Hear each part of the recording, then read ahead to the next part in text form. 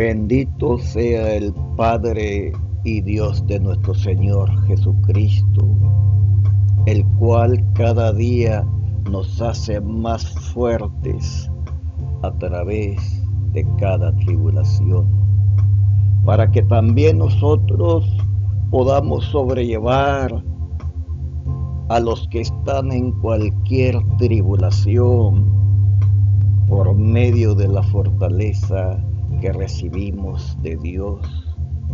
Pues en Cristo todas las promesas son en Él sí y en Él amén, pues se complementan a través de la disposición que Dios pone en nosotros.